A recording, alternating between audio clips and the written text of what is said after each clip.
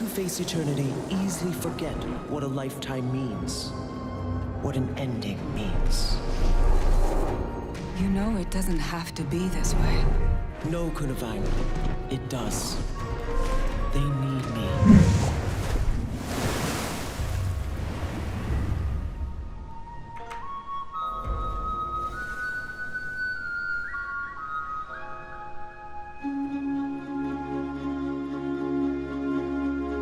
Well, good morning, guys. Very early right now. I hardly slept last night. Welcome to End of Dragons Daily 92.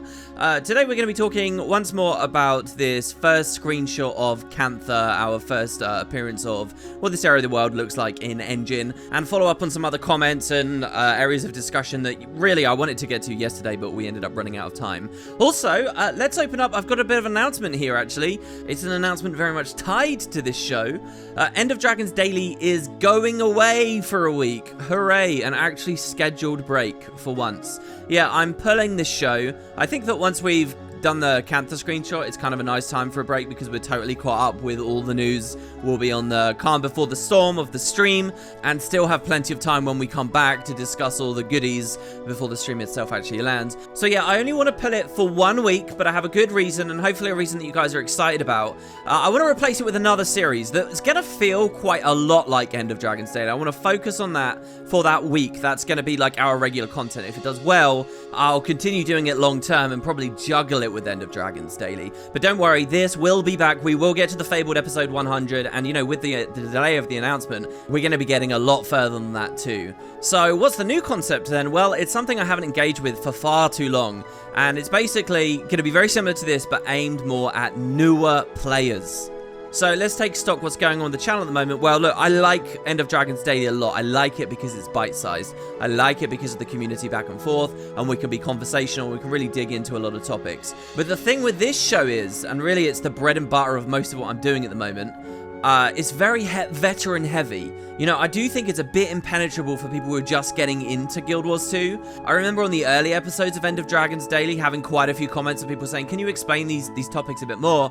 And I don't really get those anymore. I think that we've kind of narrowed down to people who are kind of in the know about Guild Wars and want to talk about all the juicy stuff that's currently happening, or, you know, deeper kind of philosophy stuff, and there's not much avenue for anyone else. And that's fine to a certain degree, but I also do kind of think if Guild Wars 2 started growing really massively right now, you know, with the Colin news, with the Grouch news, with End of Dragons stream coming up, and let's imagine, let's let ourselves believe for a second that it really is incredible and it justifies everything that happened to the Icebrood saga.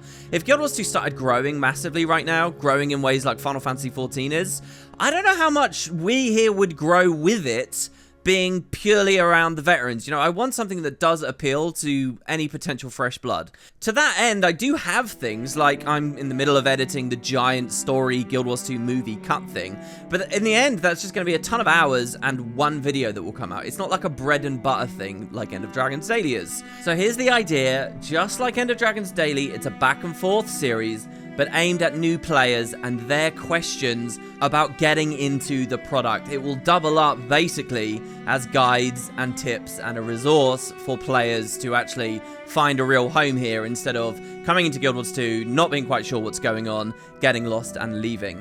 And so unlike with End of Dragons Daily, where I do multiple questions and it's kind of a big hodgepodge every time, these are going to be a little bit shorter, and I'll pick like one big new player question, one big new player idea. That will be what the episode's about. It will probably go 10 to 20 minutes, somewhere in the middle, somewhere around there, maybe slightly shorter sometimes, but it'll be a big episode that really explains that topic to them. And just like End of Dragons Daily, all of these like guide videos will be bundled together in a playlist that hopefully then people binge. And you know, if you're a new person at some point, you'll just have this playlist that you can just kind of scroll through, and it's like, okay, so WoodenPotatoes is explaining this thing this time, and then this thing another time, and then another time again. And I'll try and keep them nice and concise as well. You know, none of this really long preamble, just boom, straight into the community question or topic, and then I go ahead explaining it. So you get the picture, and that's the idea.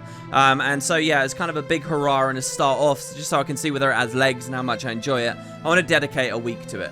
After the week, we'll come back to this, and hopefully if the other ideas done well, you know, we can actually juggle them. And I've actually kind of got two really good regular series that complement one another. You know, one half for kind of the deeper veterans, the other half for newer people. We're hitting all bases, and both series actually get a bit more of a chance to breathe too as they dip in and out of each other. So that brings me to today, and this very lengthy discussion here. I kind of want your guys' help. Now, I know most people watching the video right now on this series, you're gonna be veterans. Ideally, what I'm about to ask would be coming from truly new people. So if you're out there, please do step up. If you're a veteran, just try and put yourself in their shoes, or go tell your friends about this and have them ask. What I want is a good selection of opening questions, you know, really killer, awesome topics that we can kind of open up with that will be of the most use and be a really good resource for people. If there's no questions or fun topics people can think about or useful scenarios people can think about, I really don't see the series going anywhere. It kind of lives or dies on having that content available. So, you know, I can already think of a ton of questions off the top of my head. Stuff like, what should I focus on in my first few hours in the game? My first 10 hours, 20 hours, 50 hours, 100, whatever you like. You know, people always asking, what's the best class to play? I can talk a lot about what that actually means in Guild Wars 2 and whether people should be scared about making the wrong decision when they choose a race or when they choose a profession. And what about asking about Guild Wars 2's vision and version of endgame loot? It's super different than the other MMOs that they're probably coming from. Explaining exactly what horizontal progression means in this game and what your expectation should be of this game is a brilliant topic I would love to have a video on.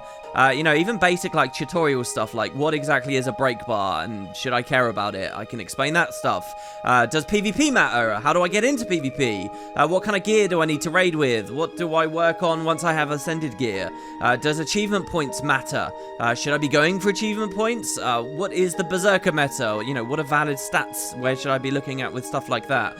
Should I be making my own builds? Are my own builds always going to be terrible? Should I just copy builds from other people? Does buildcraft matter in Guild Wars 2?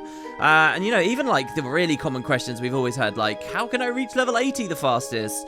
And you know, my response to that can be to explain how to, but also my view on whether that really matters in Guild Wars 2 and like how we should treat level 80 boosters and what world you should be on and blah blah blah blah blah.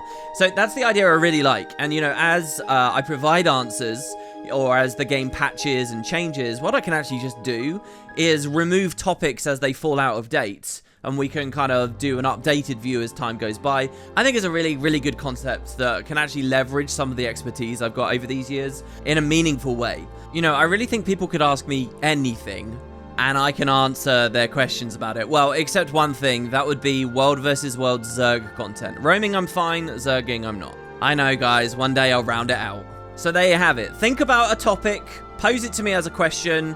Don't bomb a million questions all in one comment. One comment, one question. If you have multiple questions you want to provide ideas for, just do them as separate comments. They'll look better in the screenshots that way at the start. And, you know, your username, your question will be there right at the start of the video. It'll be what the entire thing's about, me responding to that. You guys might just want to scroll down and look in the comments right now and just give thumbs up to stuff as well. As I've always said, even with End of Dragons Daily, thumbs on comments always mean a lot to me. Make it more likely your question will appear in both series.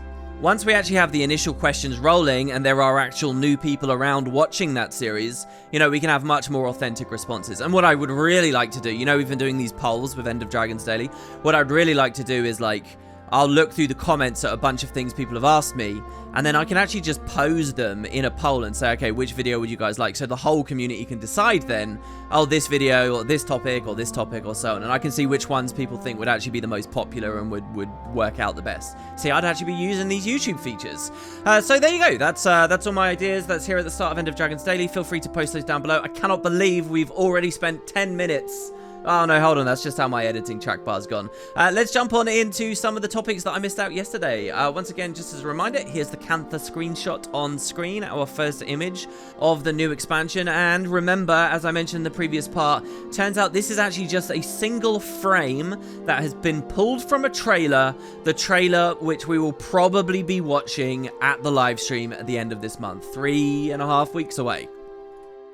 In Spades kicks us off by saying, quick ideas the screenshot gave me on atmosphere and masteries. I'm loving how deep they're diving into the essence of Asian-inspired mountainous, shrine-oriented crags, but I do worry on how thoroughly explored this kind of atmosphere may already be in video games. Yeah, you know, I was wondering about this too, having seen some of the footage of an upcoming FF14 expansion. I'm only in Heavensward, but they've kind of done this. People are already making all these comparisons to like Mist of Pandaria as well within the MMO space. And can I just remind everyone, Guild Wars did do it first. Factions predates Pandaria by a long way, and End of Dragons is just going back to what factions dictated. You know, I think it's fair to say that ArenaNet's not necessarily copying anyone else, but some of these places in other games do look very gorgeous, and these comparisons will be made.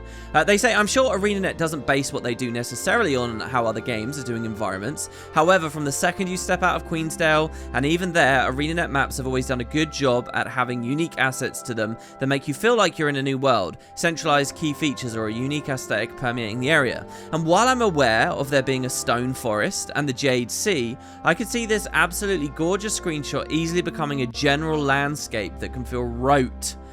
On this note, I'm realizing how amazingly they made a desert feel unique in so many ways throughout the POF maps. Yeah, I agree completely. I really should be getting some background footage of those POF maps in. I've mentioned on both these recent parts how gorgeous some of those places are, and it's so easily forgotten, guys. Especially, I think, because Season 4 was so, like, heavy on asset reuse. All the desert places can kind of maybe start feeling like they're blurring together a bit, but there's a substantial difference between the sand dunes right outside of Amnoon and the salt flats and the riverways out in the Ellen Riverlands, and how a lot of those Vabian quicksand places look, not to mention the brand, the desolation. I mean, come on, the desolation was so distinct and so accurate to Guild Wars 1 as well, which is something I'm quite interested about when we get to the Jade Sea and the Echovald Forest, if the devs can really recapture that idea, but, you know, just make it look a lot better, which is exactly what they did with the desolation. Back to the comment, In Spade says, also, not to debate what mounts one way or another, but seeing these cliffs really makes me not want to have to climb them every time. If it's somewhere that you have to frequently go in a meta or something, I love jumping puzzles, so I'll do a jumping puzzle, but on a general basis, if I'm walking up to this cliff, I will choose my Springer any day over the climbing mastery that I was support of before seeing this image. Yeah, I've had a lot of people talking about grappling hooks and what they might do for movement traversal, and that's something I think that's going to be very unpredictable. By the end of the month, maybe we'll get news. If we do hear about a grappling hook, I think that substantially lowers the odds of mounts being a big part of this, but who knows. The other thing I want to say that your comments made me think about, and I don't really know how much discussions occurred with this just yet, is that this may be a non-combat zone. We were talking on End of Dragons Daily, what, like 5 days ago? About the idea of the X-Pack having a city, a formal city that's like a non-combat area. It's a whole map dedicated as a city. It doesn't double up as, you know, other regular content. If they're doing that with this X-Pack, it's more than possible that it could be Xingji. And what you're looking at here really isn't going to have that much intricate content in it because it's kind of, you know, a social gathering hub place. It is weird on that note to wonder where the devs might pick. When you look at Guild Wars 1, there were like 4 such areas. There was Xingji Monastery, there was Kaineng Center, the capital in the actual mainland city, and then there were 2 places within the Echovald Forest and the Jade Sea as well, Cavalon and House Zuhelzer. But Guild Wars 2 is not going to do that. Surely it won't. So if it's going to pick one, which would it go for? I actually think it's unlikely to be Xingji. I think it would be more likely to be the city and Kaineng, just because you've got so much like real estate there in which you can actually cut a slice out. It would be odd for Xingji to have a city in the middle of it, and then the rest of it is what exactly? One big map that surrounds the city? This then becomes a bit awkward. You know, that's what they tried at launch with Divinity's Reach, being surrounded by Lake Doric and Lake Region and all that terrain. They never ended up doing it in the end. And even in Season 3, where Lake Doric was re-implemented, it was just a small slice. I remember from those Tyria 3D videos we did in the past, just seeing how awkwardly some of that worked out. So, yeah, I don't buy it for Xingji. I think Xingji is just going to be one big explorable open world map. That means that on this screenshot, there would be enemies around. There might be mantids. There will be dynamic events. There might be a meta event that takes place here. I mean, that's something crazy as well. When you make this comparison to the POF era, and you look at like Palawadan, Kamadan, that was like a city, and look at how different it was in the sequel game, and how differently it was treated in the sequel game. Xingji might get the Palawadan treatment. And it, of course, might get the hybrid approach, which is what I'm most expecting, like we see in Amnoon, where a lot of the time it's peaceful and it's fine and the majority of services are there, but then there is a meta with the casino coins that can overtake it every now and then. That's what I'd expect for Xingji. What I think is actually quite clever about the casino coin meta, which, by the way, is one of my, from a design perspective, one of my favorite metas in the entire game, is that it kind of feels very non-combat-y for a lot of it. It feels very exploration and arcadey. But then there are still combat elements at play, particularly with a bonus round at the end, but, you know, all the bandits too. And I think that's a really good mix that they hit for, like, a city meta. Xingji could totally do something similar. Maybe we're climbing around and ringing bells or something, I don't know. A little comment here from yesterday's episode, got some thumbs, I did want to highlight. I don't know, I really like that super vibrant emerald green, to be honest. Yeah, it's funny, for everyone that complains about the vibrancy and the saturation, there are silent people who are actually enjoying it and won't speak up until they're provoked. I think that's what we're seeing here. And in fact, Writer Shard says, I'm a big fan. I've missed that aesthetic from Mists of Pandaria and WoW, and I'd love to see more. Same, it gives me strong mop vibes. So as I said just a second ago, people are going to be making these comparisons to other MMOs that they've come from. Maybe the saturation's a good thing if it resonates with all these ex-WoW players that are, you know, leaving the game in droves right now because they're salty about the current state of their game. Next, we've got a little follow-up comment about the armory, which is really tricky to talk about in a lot of ways.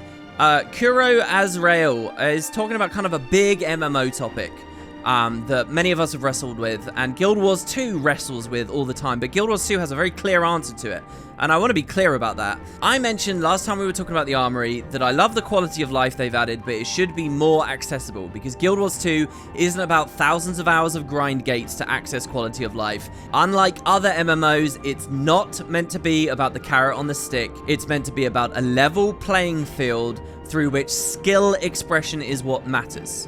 And, you know, I didn't quite get the time to mention this on the previous part, but if you really look at Guild Wars 2, I think as far as PvE is concerned, the fact that the devs haven't found a great way to implement tricky content and challenging content means the whole vision starts to fall apart. But anyway, that is what I'd said. Now, here, in response to that, we have Kuro Azrael, who says, the moment ArenaNet give Ascended the quality of life of an legendary item, I will quick the game. I didn't spend 3.5 years getting all the legendary types, playing more than the casuals, min-maxing my playtime versus the gold per minute versus the fun for them to have the same advantage as me.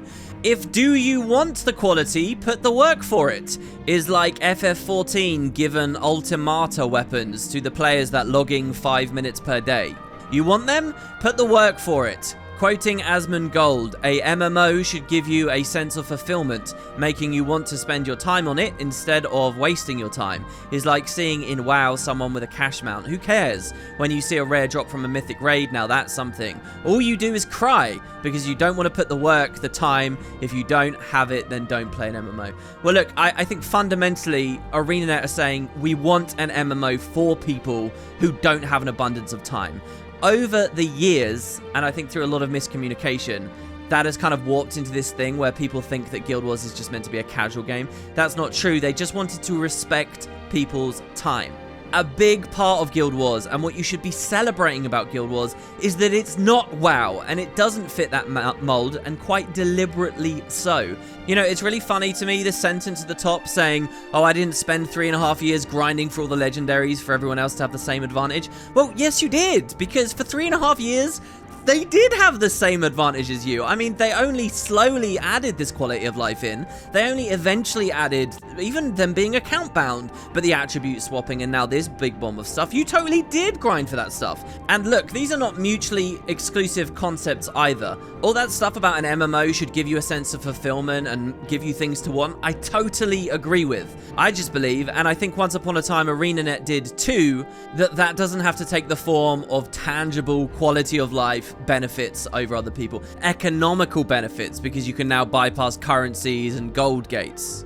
and particularly obviously power and stat creep.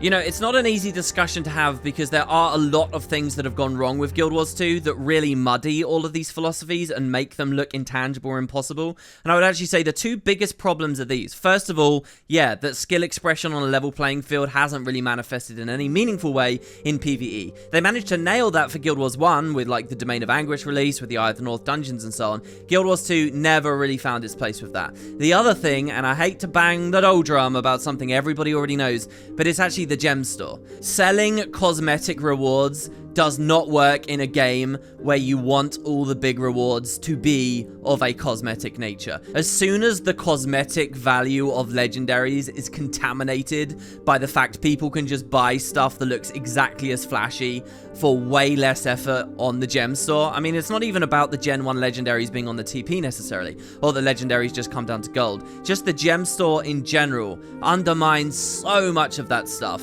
It's a total misalignment. In a lot of ways, I think Guild Wars 2's gameplay philosophies match much better with a subscription business model than they ever did with microtransactions. Like, if you really step back and look at it, it's nuts. And here's the really gross thing: even if you could solve that issue going forwards, in a lot of ways, the damage is already done. You know, you can't unring a bell to a certain degree. So I understand why we see these philosophy shifts with the armory as it's now been implemented, and I think ArenaNet do need to make changes. What I am desperate for is to hear whether the studio is thinking deeply about this stuff, and I want them to express what they really feel in the modern era, or we're gonna see a lot of crazy community churning like with a comment like this. Okay, for this last comment, I'm totally going to disrespect it by using it as a springboard for something almost completely unrelated. It's from Flo Bro, who says, regarding mounts, I think they're just going to let all the players access the baseline functionality of every mount released so far in the game. On Xingji, it would just be amazing to have some sort of a menagerie where players can just rent any number of mounts based on what they need. So on your concept that they'll just unlock all mounts, everyone gets to sky scale instantly at the start of End of Dragons, I don't think I'd like that at all. However, it is ArenaNet, and I can kind of imagine it somewhere along the line, especially with the weird amounts, with the sky scale, with the roller beetle. I don't think it would be so simple as they just dump it on you, but parallel acquisition methods that are extremely easy, I can totally see. Either that, or we may actually move into another world. I never mentioned this yesterday, where if they did manage to make all old Living World content free and just bundled with End of Dragons, then I don't see they'd have to change anything really, and that is just a concept I think would be mind-blowing and excellent for this whole game's popularity. Anyway, you mentioned a menagerie. Now this I actually think is really exciting, and I'll actually put money on the idea that we might get a feature in End of Dragons called the Menagerie. Think about it. There's a menagerie on Xingji, outside of Minister Cho's estate, where he brought all different exotic and interesting creatures around the world. And what's in the Unending Ocean on the way to Cantha? Well, it's an area I haven't talked enough about on End of Dragons Daily. When we get back to this show, we totally should do an episode about it. But there's the Battle Isles. I think the Battle Isles are an excellent candidate to be a map in End of Dragons. Or, at the very least, like Living World after End of Dragons. Or even less than that, something along the lines of what they did with Farina, the First City, in the Daybreak release. And what's on the Battle Isles? Well, once again, a menagerie. So with all this kind of idea of player housing and so on, I think if they do that, if there is an armory manifestation, like a legendary armory where we can read this lore and stuff actually within our player house because it's a real physical armory, I really think that one of the things they could do is a menagerie, and that shows off a selection of our unlocked mounts. I don't think it would show off all of our mount skins. There's just way too many, and the way that the game's going, they're gonna keep adding more, right?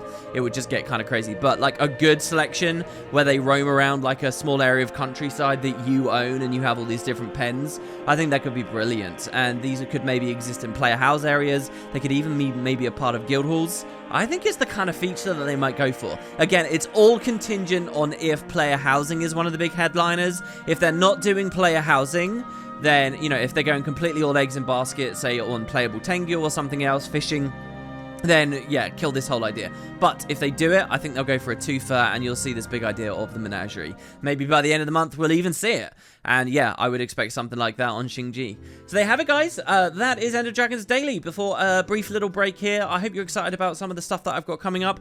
Please do drop any of your comments and ideas for big topics on this like new player back and forth series that I want to do down below, and I will see you all for that very, very soon. I do, of course, also have a stream at some point today, so keep an eye out for that. Hopefully you click follow over there. Thanks, guys. Take care now. I'll see you next time.